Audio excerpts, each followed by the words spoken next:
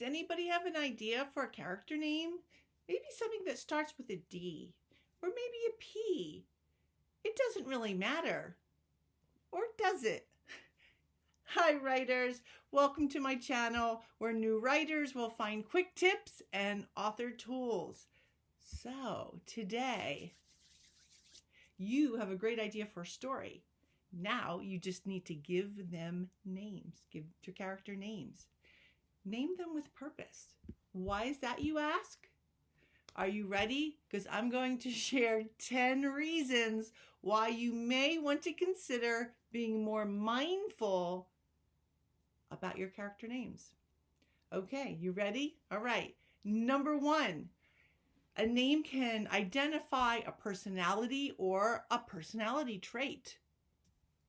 2, it can identify a temperament. For example, the name Murray.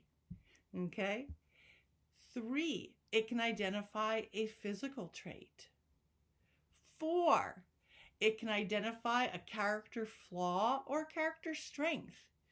You might recall the Jackie Collins character Lucky Santangelo. There you go. Or maybe a character who's named Gabby, talks a lot. 5, a name can be symbolic for a theme, for the theme or the plot or something else. I'm thinking like plant names here, like rose or violet or ivy or hibiscus. Oh wait, that's not a name yet. A name can be a reference or an allusion to a well-known literary character, famous person, or mythical figure. For example, if you name a character Daisy, a lot of readers will immediately think of Daisy in The Great Gatsby. Okay? Or number 7, a name can foreshadow a character's troubles or triumphs. 8, a name can be ironic. For example, naming a reckless character Prudence. 9, a name can poke fun or satirize a character's profession, their personality, their social status, their proclivities, anything. For example, in The Crying of Lot 49 by Thomas Pynchon, he gives his characters the wildest names, and he's just really satirizing and poking fun. For example, the name of his protagonist is Oedipa Mas, or Oedipa Mas. Yeah, it sounds like Oedipus. Yeah, exactly. And Mas, Spanish for more. Her husband's name is Mucho Mas, means much more, or more, okay? And there's also, I think it's her boss, and his name is Pierce, which, yeah, all kinds of things going on there.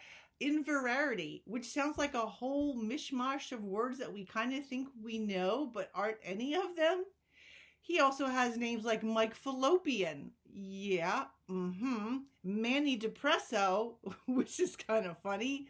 Randolph Driblet, Clayton Chicklets, Dr. Hilarious, he's the psychologist or psychiatrist, Stanley Kotex, Emery Boards, and Genghis Khan.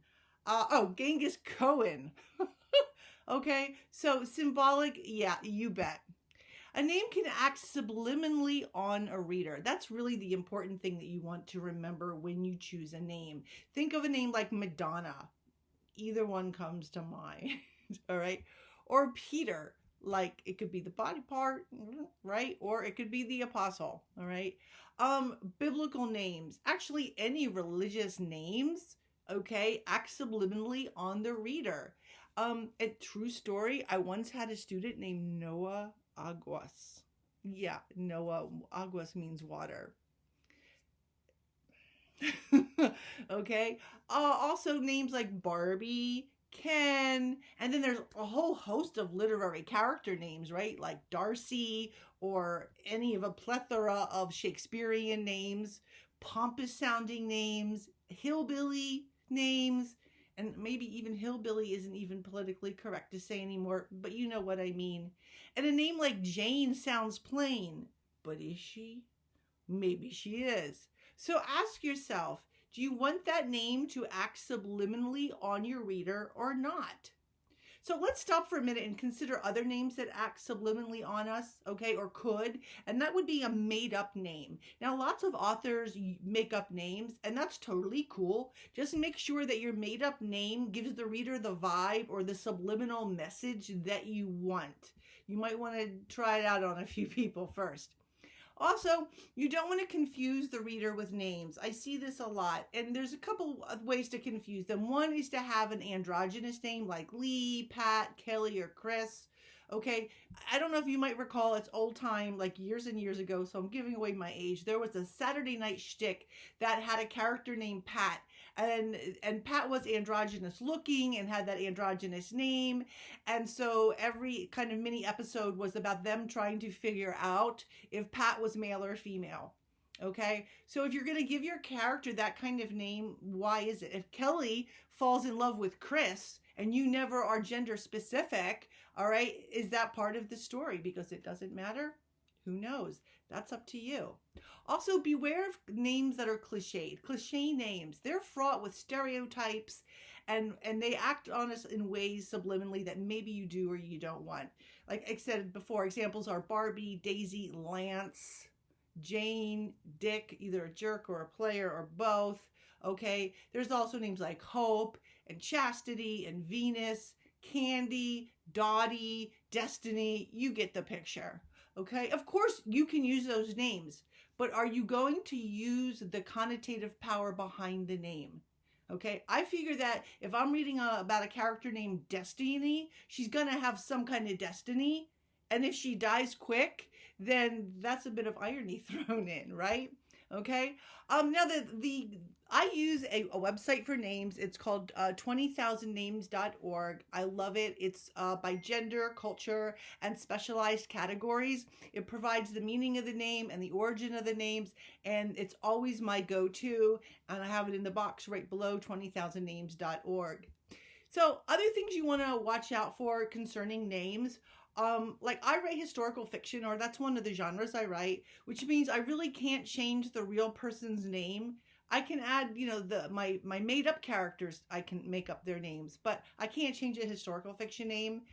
This was an especially tough time in this with the Impaler's wife, which is about Vlad, you know, the Impaler and his true wife.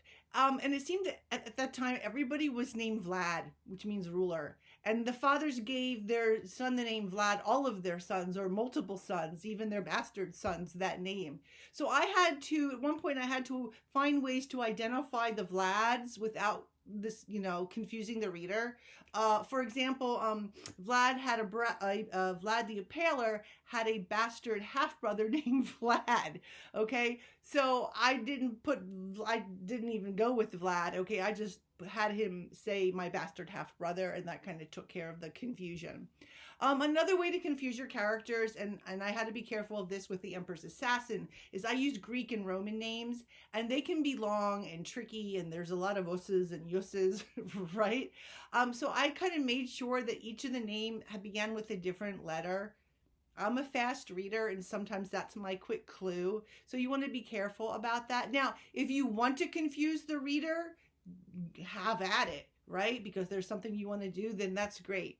Okay. And I want you to think about this before I close. You know, in the old days, and a lot of times, you know, some parents still do it, and they understand the meaning of the name that they give their child.